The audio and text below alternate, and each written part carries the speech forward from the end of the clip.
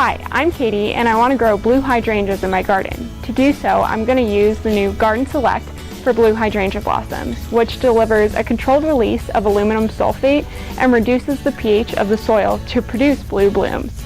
However, it's important to understand that not all hydrangeas produce blue flowers.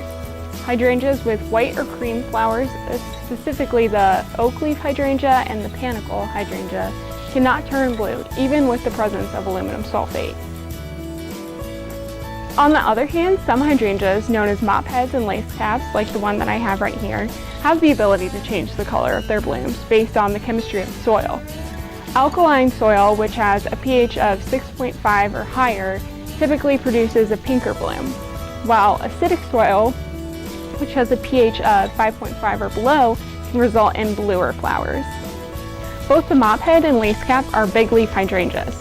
They produce flowers that can be purple, blue, or pink. These types of hydrangeas usually bloom during June and July, and they prefer moist, well-drained soil. Both the mop head and lace cap thrive in hardiness zone 6.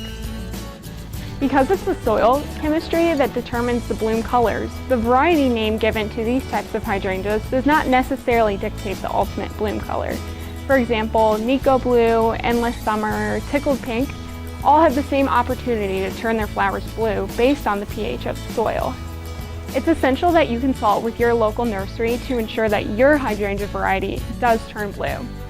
With that, I hope you enjoy adding a splash of color to your garden with the new Garden Select.